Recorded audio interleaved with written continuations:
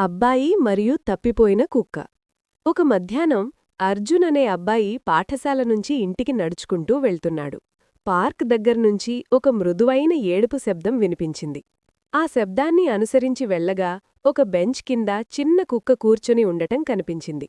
ఆ కుక్క చాలా అలసిపోయి భయపడినట్లుగా కనిపించింది. అర్జున్ దాన్ని భయపెట్టకూడదని నెమ్మదిగా దగ్గరకు వెళ్లి కూర్చున్నాడు. ఏమీ భయంలేదు అని మెల్లగా అన్నాడు. ఆ కుక్కకు కాలర్ లేదని, కొంచెం లంగడిస్తూ నడుస్తోందని అర్జున్ గమనించాడు. తన నీటిసీసా మూత తీసి మెల్లగా నీరిచ్చాడు. కుక్క తోక ఊపింది. అర్జున్ అక్కడ ఉన్నవారిని ఆ కుక్క వాళ్లదేనా అని అడిగాడు. కాని ఎవ్వరికీ అది తెలియదు.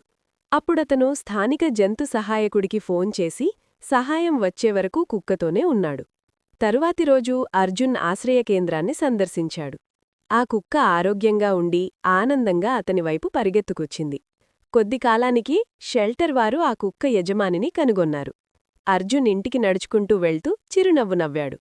ఒక చిన్న ప్రాణానికి సహాయం చేయడం కూడా పెద్ద మార్పు తీసుకురాగలదని